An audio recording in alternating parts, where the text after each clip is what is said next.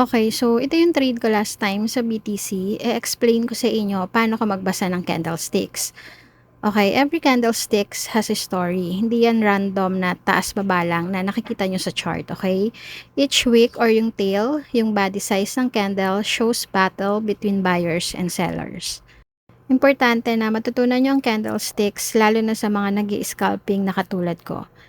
Okay, so itong nasa right side is trading view. Diyan ako nag-a-analyze ng market. Then dito sa left side is MT5. Diyan ako nag-e-entry.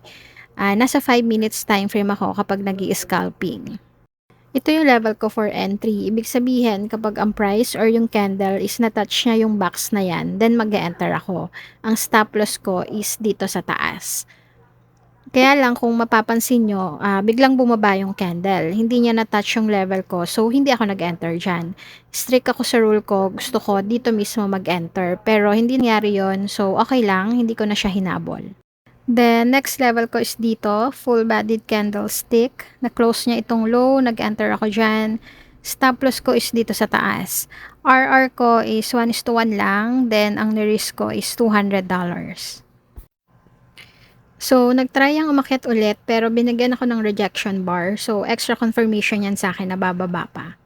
Then, next candle is red, walang tail. So, mas confident ako na bababa pa siya. Ibig sabihin, yung price, pinupush pa siya pababa ng seller.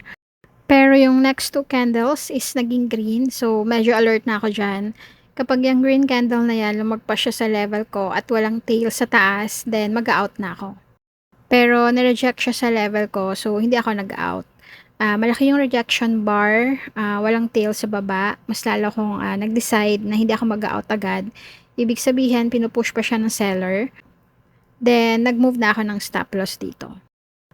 Ito, akala ko mahihit niya yung TP ko, pero biglang naging green yung candle. So, kapag ganyan, yung candle, napantayan niya itong red or nilagpasan niya pa yan, then mag-out na ako agad.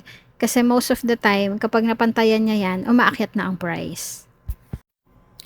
Yan, kung makikita nyo, tumataas yung candle. Yung iba, kapag ganyan, nag-out na agad. Ako kasi hinihintay kung ma-close mo na yung candle, then tsaka ako magde-decide.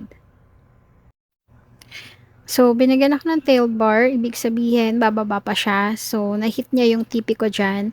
Actually, kapag ganyan, pwede ka pa magbaba ng take profit. Kasi nagbibigay pa siya ng sign na bababa pa yung price. Pero hindi na ako nagpaka-greedy pa. 1:1 lang ako. $200 for 1 hour. Malaki na yon. And for scalping lang naman yung setup ko.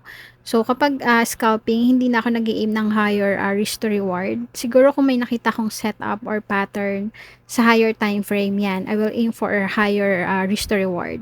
1:3, 1:5, depende sa makita kong setup. Sa mga gustong matuto, mag-join kayo sa Telegram ko. Meron akong Forex course doon. Libre yon.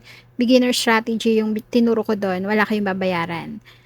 Gold EA, meron ako. Libre lang din. Yung mga naghahanap ng signal sa binary options, Olim Trade, Packet Option, IQ Option, Indicators, then Forex free course. Meron din ako doon. Free lang lahat yon.